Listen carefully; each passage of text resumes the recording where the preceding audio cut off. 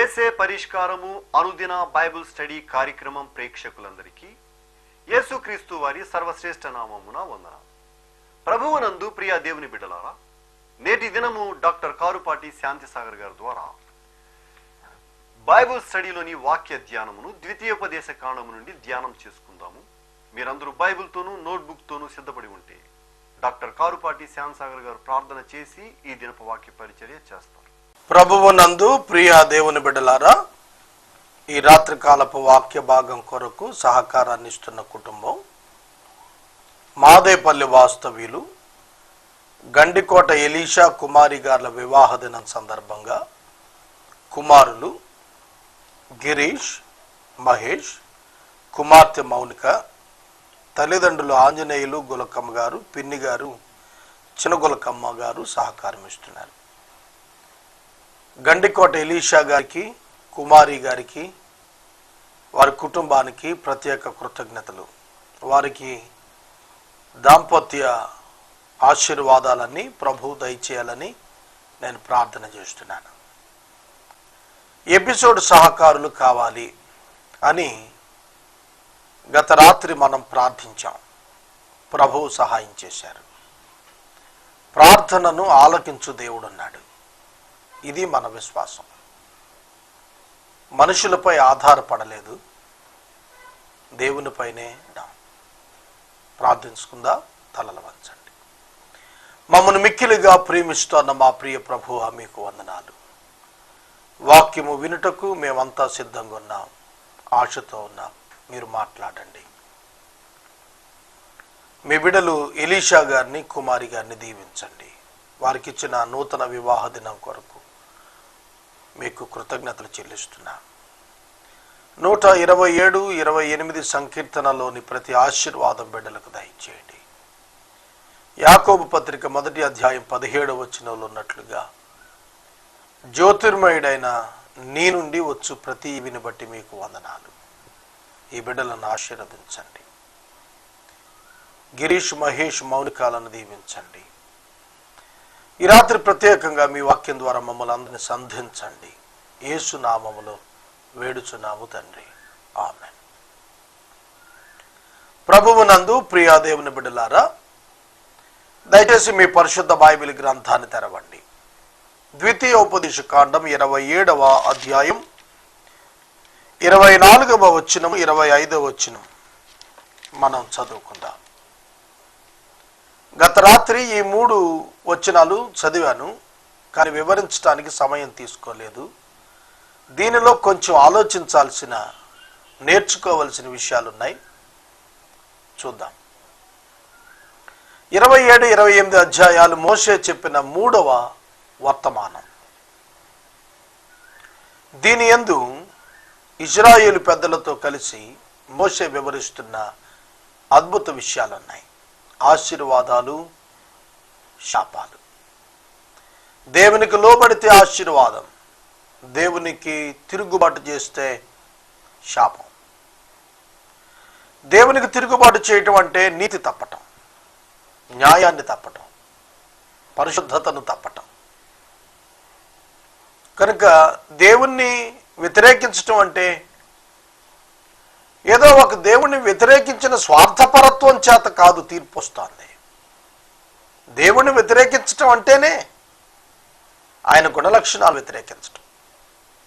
నీతి, న్యాయం, ప్రేమ, యథార్థత, పరిశుద్ధత మొదలగు వాటిని విడిచిపెట్టి అక్రమ జీవితంలోకి వెళ్ళటం, అది తీర్పుకు కారణం అవుతుంది. 12 శాపాలను గురించి గత రాత్రి మనం ధ్యానం చేస్తూ వచ్చాం. వాటిలో మరొక 3 శాపాలు ఇక్కడ వ్రాయబడినవి చదువుతాను. చివరి 3. చాటున తన పొరుగువానిని కొట్టువాడు శాపగ్రస్తుడని చెప్పగా ప్రజలందరూ ఆమేన్ అని అనవలెను.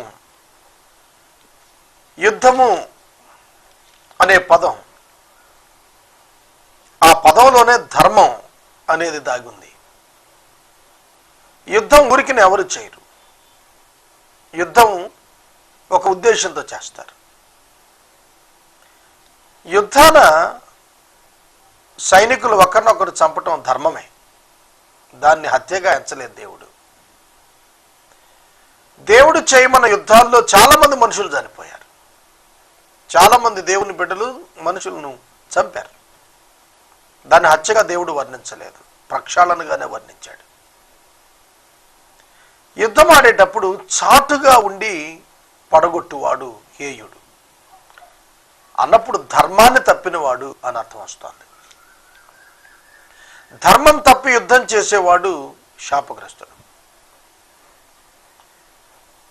చాటుగా ఉండి పొంచి మాటు వేసి హత్య చేసేవాడు శాపగ్రస్తుడు. మీరు మొట్టమొదట బైబిల్ గ్రంథంలో గనుక ఆదికాండం 4వ అధ్యాయాన్ని కనుక చూస్తే చాలా తేటగా వర్ణించబడినటువంటి మొట్టమొదటి హత్యను గుర్చిన వివరం కనిపిస్తోంది. కయీను తన సహోదరుడైన హేబేలును చంపాడు. ఎలా చంపాడు? అతనితో మాట్లాడుతూ చంపేశాడు. ధర్మం తప్పాడు. పోట్లాడలేదు, పోట్లాడి చంపింది కదా, మాట్లాడుతూ చంపాడు. అంటే అకస్మాత్తుగా విరుచుకుపడ్డాడు అన్నమాట. అలాగే బైబిల్ గ్రంథంలో అనేక వృత్తాంతాలు ఉన్నాయి. చూడండి, ధర్మము తప్పి ప్రవర్తించుట శాపమునకు కారణము అని ఈ దినం మీలో ఎంతమందికి తెలుసు? మాకు తెలుసు అంటే మాకు తెలుసు అంటారు, కానీ జరుగుతున్న లోకంలో ధర్మం తప్పే ప్రవర్తిస్తున్నారు. సంఘమునకు వెలుపట ప్రజలు ధర్మం తప్పితే పెద్ద విశేషం కాదు, ఎందుకంటే వారి యొక్క నాశనం కునికి నిద్రిస్తోంది, అది వచ్చి తీరుతుంది. కానీ దేవుని బిడ్డలమని చెప్పుకుంటున్న వారు ధర్మం తప్పితే అది ఎంత ప్రమాదకరమో వారు అర్థం చేసుకోవాలి. సోదరుడా, సోదరి,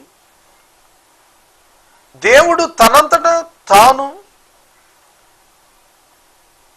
అనేక మంది శత్రువులను దేవుని పిల్లలకు అప్పగించాడు. సౌలు చాటుగా కొట్టడానికి ప్రయత్నం చేశాడు దావీదును. దావీదైతే క్షమించదులు పెట్టాడు, కానీ సౌలు అయితే దావీదును తరిమాడు, చంపడానికి ప్రయత్నాలు చేశాడు. 23 హత్యాయత్నాలు చేశాడు. శాపగ్రస్తుడయ్యాడు. తరువాత వచనం, నిర్దోషికి ప్రాణహాని చేయటానికి లంచం పుచ్చుకునేవాడు శాపగ్రస్తుడు అని చెప్పగా ప్రజలందరూ ఆమెను అనాలి. ప్రాణహాని చేయటానికి లంచం పుచ్చుకోవటమా? ఎంత దారుణం అండి ఇది! న్యాయాన్ని తప్పటం అన్నమాట ఇది. పైన ధర్మాన్ని తప్పటం చూసాం, ఇది న్యాయాన్ని తప్పటం. న్యాయమూర్తి లంచం తీసుకుని నిర్దోషికి ప్రాణహాని కలిగిస్తే అది శాపం కాదు. యేసుక్రీస్తు ప్రభు సిలువ వేయబడటానికి ముందు పిలాతు రోమన్ గవర్నర్ ఇచ్చిన తీర్పు పరిశీలించండి. ఇతని యందు నాకు ఏ దోషము కనబడుట లేదు, నాకే కాదు హేరోదునకును ఏ దోషం కనబడలేదు అని సాక్ష్యం ఇచ్చి వారి కేకలు వేసినందున వారి ఇష్టాన్ని నెరవేర్చడానికి పూనుకున్నవాడై, ఇతని యందు నాకు ఏ దోషం కనపడటం లేదు, మీ ఇష్టం వచ్చినట్టు చేసుకోండి అని అప్పగించాడు యేసుక్రీస్తు ప్రభుని. వాస్తవంగా యేసుక్రీస్తు ప్రభువారిని విడిచిపెట్టే అవకాశం పిలాతుకుంది. ప్రభు అన్నారు, పైనుండి అధికారం ఇవ్వబడితేనే తప్ప నాపై నీకు అధికారం లేదన్నారు. ఇది విశ్వాసులు ఎప్పుడు తెలుసుకుంటారు? నాపైన మీపైన దేవునికి పరిపూర్ణ అధికారం ఉంది. దేవుడు అనుమతిస్తేనే తప్ప నిన్ను నన్ను ముట్టుట ఎవరికి సాధ్యం కాదు. కొలస్సీలకు రాస్తూ పరిశుద్ధుడైన పౌలు 3వ అధ్యాయంలో చెప్తాడు, మీరు క్రీస్తుతో కూడా మృతునందుతిరి, మీ జీవము దేవుని యొద్ద క్రీస్తుతో పాటు దాచిపెట్టబడింది అన్నాడు. మనము క్రీస్తుతో పాటు దేవుని యందు దాచిపెట్టబడ్డాం. Who will touch us? ఎవరు మనల్ని ముట్టుకునేది? ఆయన అనుమతి లేకుండా ఎవరు మనల్ని ముట్టుకోవటానికి. ప్రాణహాని చేయటం కోసం, నిర్దోషిని అప్పగించటం కోసం లంచం పుచ్చుకున్నవాడు యూదా ఇస్కరియోతు ఏం చేశాడు? శాస్త్రులు పరిచయాల నుండి 30 వెండి నాణేలు తీసుకున్నాడు. ఎంత దారుణం అండి! గురువును అమ్మేశాడు, గురువును పట్టించే ప్రయత్నం చేశాడు. వాస్తవంగా యేసుక్రీస్తు తన్ను తాను అప్పగించుకున్నాడు, కానీ యూదా అప్పగించినట్లుగా తాను అప్పగించబడ్డాడు. వాస్తవంగా యూదా నశించిపోయాడు, యేసు సజీవుడై ఉన్నాడు. నిర్దోషి ప్రాణాన్ని తీయటం తానే ఒప్పుకున్నాడు. నిరపరాధి ప్రాణము తీసి నేను నా చేతులు రక్తాపరాధం చేసుకున్నాను, నాకు ఈ డబ్బు వద్దని చెప్పి వెనక్కి వెళ్ళి ఇచ్చేయబోతే శాస్త్రులు పరిశీలి ఒప్పుకొని ఆ డీల్ అయిపోయింది, అంతే, మీకు మాకు సంబంధం లేదన్నారు. దాన్ని అక్కడ విసిరేశాడు. ఆ డబ్బుతో రక్తభూమి అని పేరు పెట్టబడిన స్థలాన్ని కొన్నారు. లగ్దేమా, రక్తభూమి అని పేరు పెట్టారు. కనుక నిర్దోషి ప్రాణం చిందించటం చాలా హేయమైన క్రియ. అనేక మంది దేవుని పిల్లలను, నిర్దోషులైన వారిని చంపినటువంటి వ్యక్తులు బైబిల్లో ఉన్నారు, చరిత్రలో ఉన్నారు. వారందరూ శాపగ్రస్తులే. మీకు విషయం చెప్పాలి, శారీరక మరణం విశ్వాసికి ఒక ధన్యత, మేలు అనుగ్రహించేది. ఎందుకంటే వారు ప్రభుతో ఉండబోతున్నారు. శారీరక మరణానంతరం విశ్వాసి ప్రభు సన్నిధిలో ఉంటాడు. అది మేలు, లాభం అతనికి. భూమి మీద విశ్వాస జీవితమే కష్టం. శారీరక మరణం తర్వాత ప్రభుతో ఉండటం చాలా ఆనందదాయకం. కనుక విశ్వాసులకు భూమి మీద జీవితమే కష్టంగా ఉంటుంది. సోదరుడా, సోదరి, ప్రాణహాని చేయటానికి లంచం పుచ్చుకోవటం దేవుడు హేయమైనదిగా ఎంచి ఉన్నాడు. ఈ రాత్రి నేను మనవి చేస్తున్నాను, లంచగొండితనం కనులకు గుడ్డితనాన్ని కలిగిస్తుంది. పిలాతు రాజ్యం కోసం ఆశపడ్డాడు, ఇస్కరియోతు యూదా డబ్బు కోసం ఆశపడ్డాడు, స్వామి ద్రోహం చేశాడు. నిర్దోషిని అప్పగించుటకు లంచము పుచ్చుకోవటం చాలా ప్రమాదకరం. ఈ రోజున అలాంటి పరిస్థితి, న్యాయము తప్పి ప్రవర్తించిన వారంతా అగ్నిగుండానికి వెళ్ళిపోతారు. ఇదే వాక్యం చెబుతోంది. తరువాత, ఈ విధికి సంబంధించిన వాక్యములను గైకొనకపోవుట వలన వాటిని స్థిరపరచని వాడు శాపగ్రస్తుడని చెప్పగా ప్రజలందరూ ఆమెన్ అని చెప్పవలెను. విధి అన్నాడు అంటే గాడ్స్ విల్. దేవుని చిత్తము ఆచరించిన వాడు, స్థిరపరచజాలనటువంటి వాడు శాపగ్రస్తుడు. మనం మన జీవితంలో మొట్టమొదట నేర్చుకోవాల్సింది ఏమిటంటే, దైవ చిత్తము మన జీవితాల్లో నెరవేర్చుతూ ఉన్నామా లేదా? నెరవేర్చుట మానివేశమా? ఇదే ప్రథమ పరిశీలనగా ఉండాలి హృదయంలో. ఏ స్థలానికి వెళ్ళినా, ఏ వ్యక్తులతో పనిచేస్తున్నా, మాట్లాడుతున్నా, ఏమి సంభాషిస్తున్నా, ఏమి పనిచేస్తున్నా, ఏమి ఆలోచిస్తున్నా, మనందరి యొక్క ఉద్దేశాలు దైవ చిత్తం మీద లగ్నమై ఉండాలి.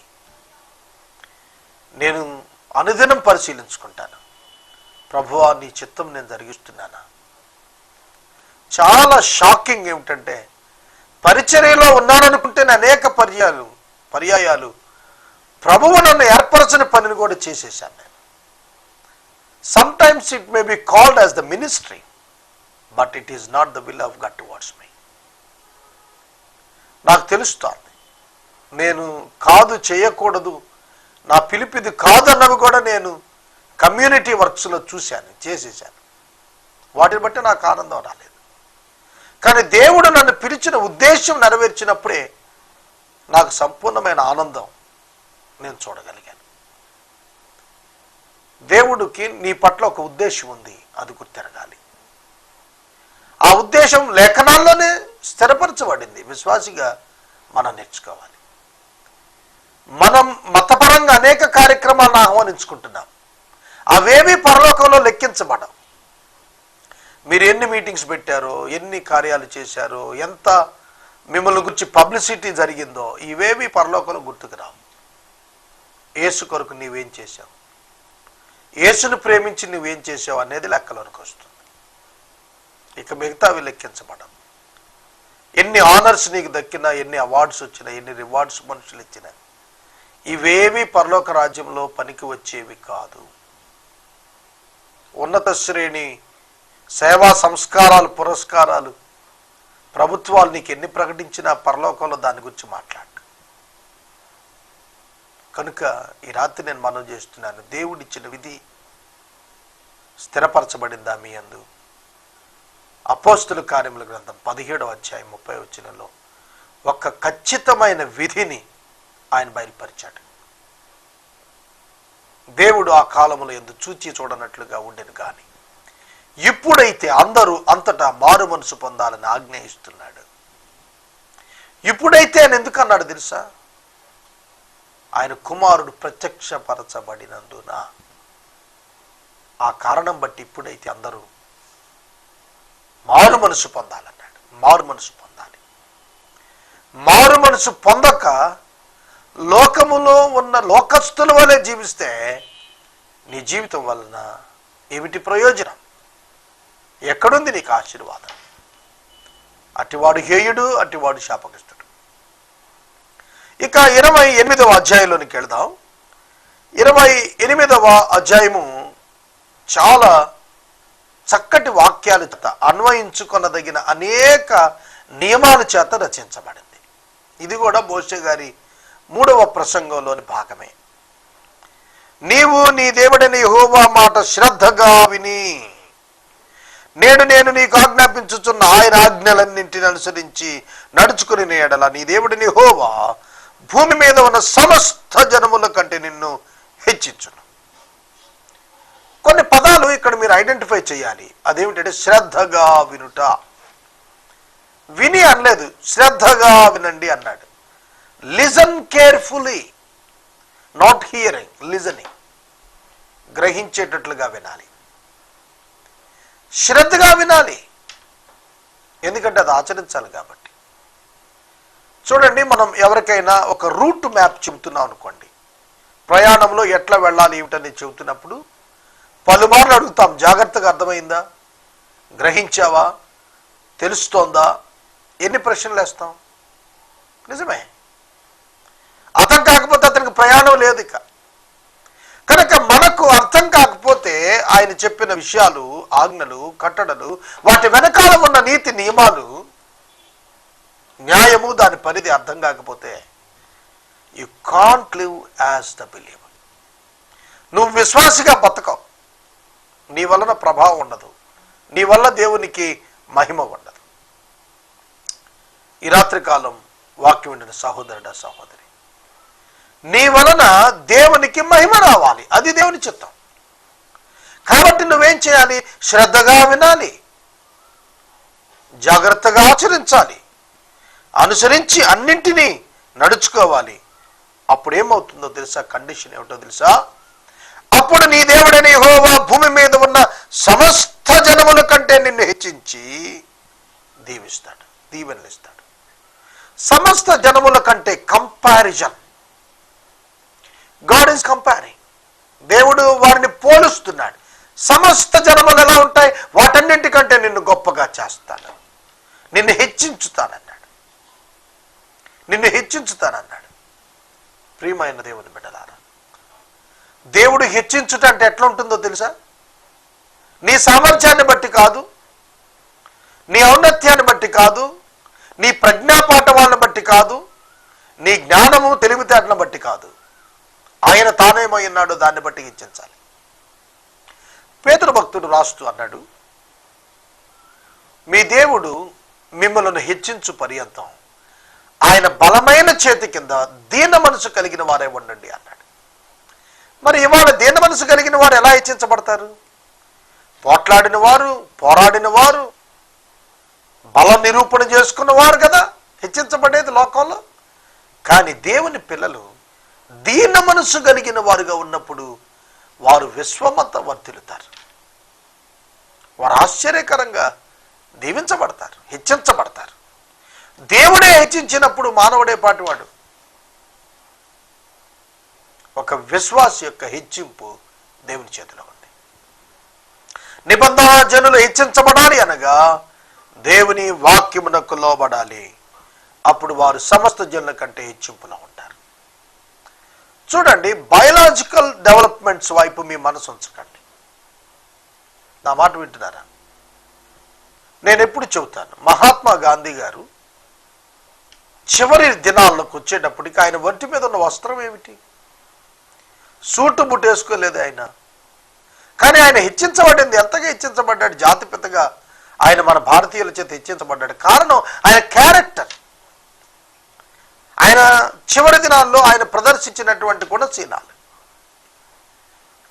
చూడండి, ఒక అన్యుడే ఆ విధంగా హెచ్చించబడితే అటువంటి గుణశీలాలు ప్రదర్శించి దేవుని బిడ్డలు మరింత హెచ్చించబడరా?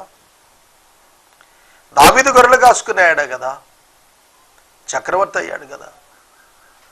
సౌలు గాడిదలు వెతుకుతున్నవాడే కదా, చక్రవర్తి అయ్యాడు కదా. సమూయేలు ఒక పల్లెలో ఉండాల్సిన వాడే కదా, దీర్ఘదర్శి అయ్యాడు కదా. ఆలోచించండి. దేవుడు ఎవరిని హెచ్చించాలనుకుంటూ వారిని హెచ్చిస్తాడు. ఎవరిని హెచ్చిస్తాడు? కండిషనల్ బ్లెస్సింగ్లో ఎవరిని హెచ్చిస్తున్నాడు? ఆయన ఆజ్ఞలు విన్నవారిని, పాటించిన వారిని, అనుసరించిన వారిని. అనగా దీవెనంతా ఎక్కడ తగ్గుంది? What is the secret of the blessing? Obedience to the word of God itself. Obedience to the word of God itself. దేవుని వాక్యమునకు విధేయత చూపటమే నిజమైన దీవెనకు ప్రారంభం. అందుకే సామెతల గ్రంథకర్త అన్నాడు, యెహోవా యందు భయభక్తులు కలిగి ఉండుట అన్నింటికీ మూలం. ఆశీర్వాదానికి మూలం, తెలివితేటలకు మూలం, అన్నిటికీ, ఆయుష్కు మూలం. దేవుని వాక్యము వినుట వలన దేవుని పట్ల మనకు భయభక్తులు వస్తాయి. ఆ పరిశుద్ధుడైన దేవుడు మనలను, శరీరమును ఆత్మను కూడా ఆయన దహింప చేయగలిగిన వాడు, ఆయన శిక్షింప చేయగలిగినటువంటి వాడు. సోదరుడా, సోదరి, ఈ రాత్రి నీవు యేసుక్రీస్తుని గురించి ఏమనుకుంటున్నావో నాకైతే తెలియదు. కానీ నేను ఎరిగిన విషయం యేసుని గురించి నీకు చెబుతున్నాను. యేసుక్రీస్తునందు విశ్వాసం ఉంచిన వానికి ఏ తీర్పు లేదు. యేసును నమ్మని వానికి నరకం అంటారే, అగ్నిగుండం సిద్ధపరచబడింది. అది వాస్తవంగా ఫాలెన్ ఏంజల్స్ కొరకు, పడద్రోయబడిన దేవదూతల కొరకు. అయితే దానిని అనుసరించిన వారు కూడా అందులో పడతారు. కనుక ఇప్పుడు రక్షించబడుట మీ చేతిలో ఉంది. దేవుడు పరలోకానికి రమ్మని, పరలోక రాజ్య వారసులు కమ్మని, రండి రండి అని పిలుస్తూనే ఉన్నాడు.